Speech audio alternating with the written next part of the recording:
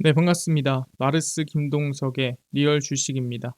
오늘 마르스 김동석의 리얼 주식은 세계 1위인데 반토막난 이 기업 3월 큰돈 법니다. 세계 1위인 기업이고요. 지금 시장에서 최저점에서 추세 전환할 수 있을 만한 기업 오늘 알려드리니까 영상 끝까지 꼭 시청하시길 바라겠습니다. 그 이전에 최근에 좀 이슈가 되고 있는 AI 로봇 반도체 자율주행 시장 전망부터 관련주까지 총정리한 자료집 무료로 나눠드리니까 이 자료집도 꼭 무료로 받아가셔라 말씀드리고요. 오늘 영상 바로 시작하겠습니다. 일단은 유럽이 대규모 방위비 지출에 대한 발표가 이루어졌습니다. 그래서 그동안 좀 방위비에 대해서 보수적으로 측정했다면 이젠 돈을 좀 쏟아붓겠다라는 분위기거든요. 보시면은 유럽의 중대 전환점이라고 하는 방위비에 대한 증가가 이루어지고 있습니다. 그래서 미국의 방위 산업 관련된 기업들이 크게 오르고 있고요. 실제 유텔셋 어넵이라는 이 실제 이 위성 인터넷을 하는 기업은 일주일 만에 약 500%가량 상승을 하기도 합니다. 독일의 차기 총리 프리드리 메르츠는 독일 헌법을 개정해 국방 및 안보 지출을 재정 지출 한도에서 면제를 했습니다. 그러니까 원래는 한도가 정해져 있었어요. 그 이상 지출하지 말아야 된다라고 했는데 그 한도를 폐지합니다. 향후 10년간 교통, 에너지, 그리드, 주택 등의 약 775조 규모의 인프라 펀드를 출시한다라고 발표를 했고요. 국방 그리고 안보 지출이 재정 지출 한도에서 면제되면 방위비 지출이 수천억 유로로 추가될 수 있다. 그러니까 몇백 조가 더 늘어날 수 있다라고 얘기를 하고 있는 거죠. 그래서 유럽연합 회원국들이 국가 예산으로 향후 4년에 걸쳐 6,500억 유로를 지출해 유럽 재무장에 나설 수 있도록 할 계획이다라고 하고 있죠. 그래서 유럽이 지금 방위비로 돈을 쏟아부어서 우리 지금까지 너무 투자 안 하고 너무 우리 무장 안 했으니까 이제 제대로 한번 무장해보자. 우리 제대로 한번 보여줘보자. 뭐 지금 이러고 있다라는 거죠. 근데 왜 이러냐? 이게 상당히 중요합니다. 유럽이 갑자기 방위비에 돈을 왜 쏟아붓고 있냐? 이게 중요한 부분이거든요. 그래서 하나하나 확인을 해보면 실제 이 말 그대로 정말 미사일이라든가 또는 이 국가를 지키기 위한 것도 있겠지만 유럽에서 또 발표한 게 있습니다. 그게 뭐냐면은 아이리스2예요. 이게 결국에는 방위로 이어진다라고 보시면 될 것 같아요. 유럽연합이 106억 유로, 약 15조 원 규모의 아이리스2 프로젝트를 공식 발표했습니다. 이건 2024년도 12월에 발표를 한 겁니다. 2030년 초까지 290개의 위성을 지구 상공 2000km 이하의 저궤도와 2만 km 이상의 중궤도에 배치해 독자적인 통신망을 구축할 계획이다라고 하죠. 그러니까 얘네들도 지금 미국의 스타링크처럼 저궤도 위성을 엄청 띄워서 자기들만의 통신망을 구축하겠다라고 발표를 했습니다. 언제? 2024년 12월에. 자율적이고 안전한 연결성이 유럽연합의 필수적이다. 이번 프로젝트의 전략적 중요성을 강조를 했고요. 전체 비용의 절반 이상은 공적 자금으로 조달을 하고 나머지는 유텔셋 어넵, 아까 얘기한 위성 인터넷을 현재 하고 있는 기업이고요. 그다음에 히스파셋, SES 등 주도하는 스페이스라이즈 컨소시엄이 부담한다라고 합니다. 그래서 어떻게 보면 유럽연합이 방위비에 이어서 실제 우주군, 우주 방위까지 넓혀서 투자가 진행되고 인프라를 구축하고 있습니다. 지금 우주 전쟁이 엄청나게 이루어지고 있죠. 근데 유럽연합이 거기에도 참전했다라고 보시면 될 것 같아요. 그래서 열심히 이 방위 투자를 하고 있는 상태인데 궁금한 게 왜 이렇게 유럽연합이 우주도 그렇고 또는 지상도 그렇고 방위비 지출을 왜 이렇게 늘리고 있는 거냐? 이게 상당히 중요한 부분이라는 거죠. 이거에 대한 이유는 미국의 어떻게 보면 태도에 있다라고 볼 수가 있을 것 같습니다. 그래서 보시면 나토 방위에서 미국이 상당히 중요한 영향을 끼치고 있죠. 왜냐하면 이 나토 방위비를 미국이 상당히 많은 양을 지출하고 있기 때문에 그러다 보니까 미국 입장에선 야 내가 왜 너네를 지켜줘야 돼? 라는 생각을 하게 되는 거죠. 왜? 야 지켜라도 주면 너네가 우리한테 뭐 세금을 더 내든 뭐라도 조금 가져가야 되는데 무역은 우리나라가 적자야. 방위비는 더 내. 내가 왜 이러고 있는 거야? 라는 생각을 하는 거죠. 트럼프 대통령이 나토 북대서양조약기구 동맹국들의 국방비를 증액하지 않으면 보호해주지 않겠다. 왜 국방비를 증액하지 않았습니까? 미국이 보호해주니까. 이 나토라는 굴레 안에서 미국이 지켜주는데 야 내가 방위비를 많이 늘려서 뭐해? 라는 거였는데 야 너네 뭐 하는 거냐 지금. 우리 믿고 지금 그러는 거야? 우리 믿고 돈 아끼는 거야? 화가 나겠죠.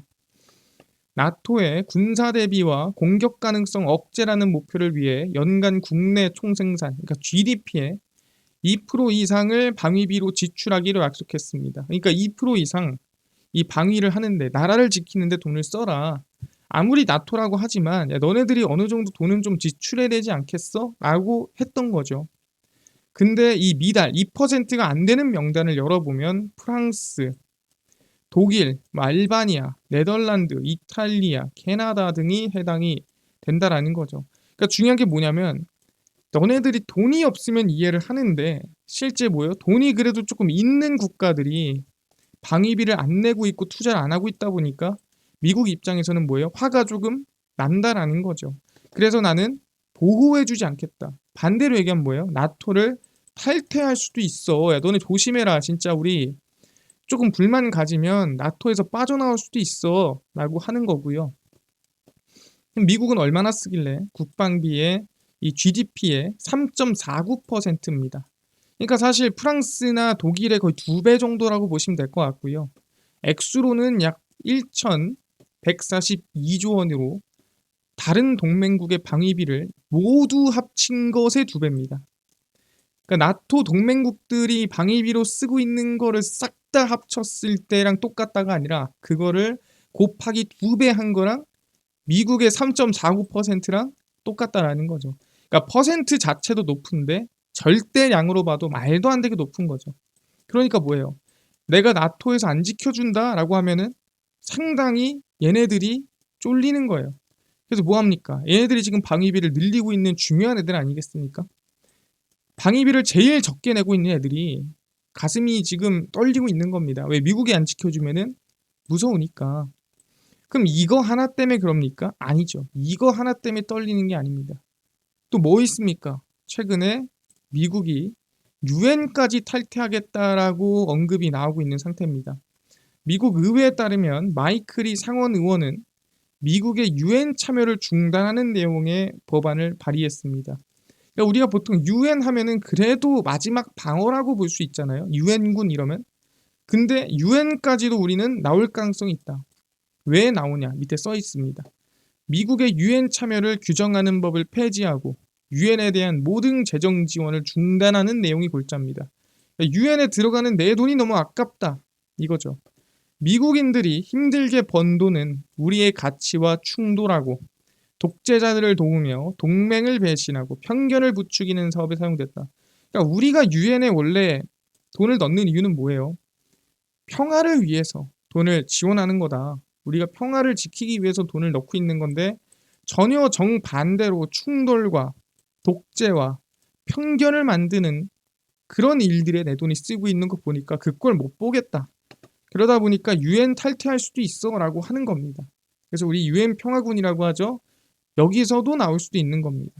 그래서 트럼프 대통령은 취임 후 파리 기후 협정, WHO, 유엔 인권이사회, 유엔 팔레스타인 난민 구호 기구 등 유엔 산하 기구와 협약 탈퇴를 지시했습니다. 그래서 사실 이 주요 기구들 또는 핵심 기구들에 대한 힘이 점점 약해지고 있는데 그 거의 마지막이 제가 봤을 땐 유엔과 나토라고 볼 수가 있다라는 거죠.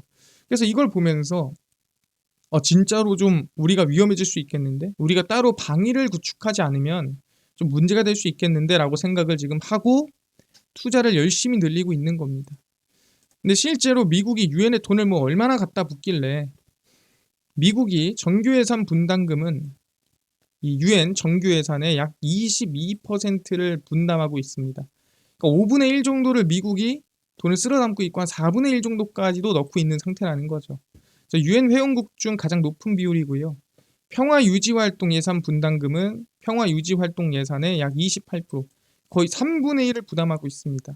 그러니까 정규 예산 분담금은 거의 4분의 1, 그리고 평화 유지 활동 예산 분담금은 3분의 1을 미국이 부담하고 있다 보니까 내가 이 돈을 가지고 갖다 부었는데 평화는커녕 오히려 편견과 지금 충돌과 독재를 만들고 있다고 라는 생각을 하는 거죠. 2025년 유엔 분담금 비율이 처음으로 20%를 넘겨 2001년 이후부터 지금 중국입니다. 이게 중국 얘기를 하는 거고요. 중국이 미국에 근접했어요. 그러니까 사실 미국 입장에서는 야 중국이 이렇게 돈 쏟아붓는데 내가 필요하냐? 야, 나간다 하는 거죠. 그래서 유엔이 만성적인 자금난에 시달리는 상황에서 중국의 분담금 확대는 단비같이 느껴질 수 있다는 견해고요. 또 이걸 또 기회 삼아서 야 나 나갈게. 중국이 돈 많이 낸대. 야 나 나가서 나 알아서 할게. 이 돈 다 뺄게. 라고 하는 겁니다. 그럼 사실 이게 말하면 설마 미국이 나가겠어 라고 하겠지만 진짜로 나간다면 지금 방위비를 얼마 쓰지 않거나 또는 축소하거나 미국 덕분에 조금 안전하게 살고 있는 국가들이 위험해지는 겁니다. 그러다 보니까 급격하게 지금 갑자기 방위비를 유럽에서 늘리고 있는 거죠. 왜? 유독 유럽에 있는 국가들이 GDP 대비 방위 비율이 낮았다라고 얘기를 하는 겁니다. 여기까지 됐습니다. 왜 지금 유럽이 갑자기 이렇게까지 행동하는지 알겠다라는 거죠. 그래서 실제로 그래서 이제는 우주 전쟁이 어느 한 지역이나 어느 한 나라에 국한되는 게 아니라 유럽, 미국, 중국 할 거 없이 모두가 좀 적극성을 띄우고 투자를 하고 진출을 하고 있다라고 볼 수가 있다라는 거죠. 그래서 실제 언앱 같은 경우에도 스타링크 따라서 한국으로 진출하자라고 하고 있는 겁니다. 유럽 기업입니다. 일론 머스크가 이끄는 스타링크가 한국에 진출한다고 했었죠. 근데 여기에 유럽 위성통신 업체 유텔셋 언앱도 서비스 개시를 앞두고 있습니다. 유텔셋이 언앱을 인수해서 유텔셋 언앱이 된 겁니다. 하나 시스템은 전시나 재해로 지상망이 파괴될 경우 이게 어떻게 보면은 우크라이나를 얘기를 하는 거죠. 우크라이나처럼 뭔가 전쟁이 나서 지상망이 다 박살이 나면은 언앱 저궤도 위성을 활용한 군 네트워크 구축을 추진하자는 거죠. 왜냐하면 최근에 우크라이나가 이 드론 싸움이라든가 드론 폭탄이라든가 이런 것들을 할 수 있었던 이유가 스타링크의 스타실드를 썼기 덕분이죠. 실제 위성 인터넷을 썼기 때문에 드론이 날아가서 싸움을 어느 정도는 시킬 수 있었다라고 얘기를 하는 거고요. 그래서 그걸 보면서 언앱을 이용해서도 할 수 있겠네. 물론 스타링크보다 규모가 작습니다만 아까 얘기했지만 이미 아이리스2라는 EU 자체에서 사업, 프로젝트를 진행하고 있기 때문에 규모는 앞으로 더 커진다라고 보시면 될 것 같습니다. 그래서 지상, 해상, 공중 등 모든 작전 영역에서 끊임없는 통신을 제공을 하고 다영역, 동시 통합 작전 수행 능력을 높인다는 구상이에요. 그러니까 정확히 말하면은 실제 이 팔란티어가 하는 게 뭡니까? 여러 가지 정보를 받아가지고 AI가 분석해서 야 누가 어디에 있는 것 같아 이걸 정보를 전달해주면 거기를 폭격하는 겁니다. 이게 사실상 지금 팔란티어가 하는 거거든요. 그럼 중요한 게 뭐예요? 지상, 해상, 공중 모두 다 그 정보를 받고 이 위성통신 인터넷으로 주고받으면서 연합작전이 가능하다라는 거죠. 그래서 언앱의 저궤도 위성망과 육해 공군의 기존 전술망을 연동한 군 전용 통신 체계를 구축할 계획인데 이미 미국은 스타링크를 통해서 스타실드를 구축을 했고 이제 언앱 같은 경우에도 그거를 같이 지금 구축을 해나가는 이제 우주 전쟁을 준비해 나가는 상황이 있다라고 우리는 봐야 됩니다. 왜?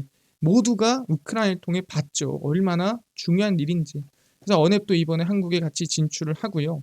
그 다음 제일 중요한 게 뭐냐면은 이 우주 전쟁을 하는 국가들이 뭐 하는 애들이냐? 그냥 돈 많은 애들 아니야? 라고 얘기할 수 있어요. 그렇지가 않습니다. 애초에 우주를 공동의 것이다라고 얘기하는 국가들이 있고요.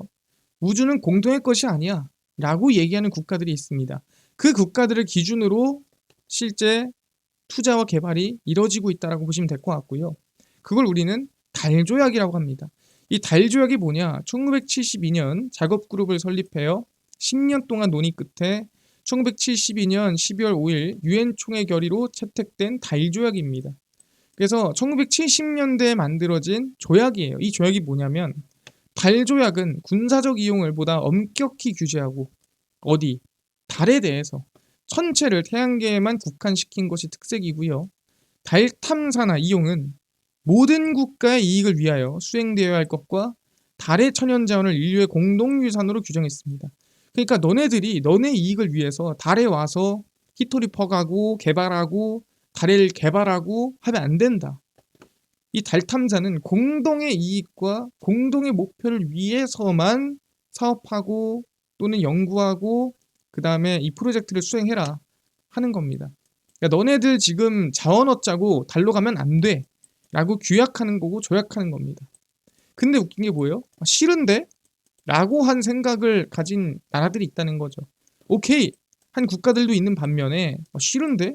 그걸 왜 내가 달을 모두를 위해 개발해야 돼? 난 나를 위해 개발할 건데? 라고 한 나라들이 어디냐? 미국, 러시아, 영국, 중국, 일본, 한국. 지금 우주에서 어떻게 보면은 한 끝발 날리고 있는 나라들은 다 가입을 안 했습니다. 야, 달은 먼저 가서 먼저 파는 사람이 이득이지. 야, 무슨 그런 게 어딨냐. 무슨 공동의 무슨 소유냐 이게. 말이 안 되는 소리 하지 마라. 라고 하는 국가들입니다. 그래서 지금 뭐예요? 얘네들끼리 싸우는 거예요. 유텔슨, 언앱, 스타링크, 한국, 중국, 러시아. 얘네들끼리 지금 싸우고 있는 거다라고 보시면 될 것 같아요. 아시겠죠? 이제 왜 싸우는지. 우주는 개인의 거다. 먼저 먹는 사람이 승자다. 라고 생각을 하는 겁니다. 여기까지 이해가 됐습니다. 그래서 우리는 뭐예요? 실제로 트럼프가 우주를 강조하고 왜 화성에 가야 되는가? 이거에 대해서 우리는 지금 방금 전에 얘기를 통해 알 수 있게 된 거죠. 일단은 우주를 보다 누구보다 먼저 가서 일단 성적이 꽂는 나라가 그 지역을 먹는 거야. 가서 우리나라 국기 꽂고 그 지역에 울타리 치면 내 겁니다. 특히 달조약에 가입 안 한 국가들은. 그래서 달 찍고 화성까지 가겠다라고 얘기를 한다라고 하시면 될 것 같아요. 그럼 여기에 수혜를 받을 기업이 어디냐라고 한다면 제가 봤을 때는 이 AP위성에 대해서 관심을 좀 가져야 될 것 같다는 거죠. AP위성은 위성 양산을 위한 전용 시설인 AIT 센터 착공식을 부천시 약대동에서 개최를 했고요. AIT 센터는 위성 개발 전 과정을 수행하고 독립적인 제작, 시험 검증 역량을 확보하기 위해 조성하는 위성 제조 시험 전문 시설이에요. 정부가 개발하는 통신 항법 정찰 위성에 탑재되는 핵심 전장품을 국산화하고 개발해서 공급하는 기업이 AP위성입니다. 그래서 누리호에도 들어갔죠. 다목적 실용위성, 군 정찰위성, 한국형 항법위성, 달궤도선 등등등 참여를 한 기업이 AP위성이에요. 사실 이거는 뭐예요? 다 지금 프로필이죠. 내가 이만큼 했다. 내가 이만큼 만들어냈다. 라고 하는 겁니다. 충분히 긍정적인 부분이고요. 실적 같은 경우도 이번에 좀 크게 성장하는 부분이 있습니다. 그동안 실적이 좀 지지부진했어요. 그러다가 갑자기 이제 2025년도에 이제 우주항공에 대한 성장이 크게 이루어지다 보니까 실적이 충분히 성장이 이루어지고 영업이익, 매출액도 늘어나는 걸 확인할 수가 있습니다.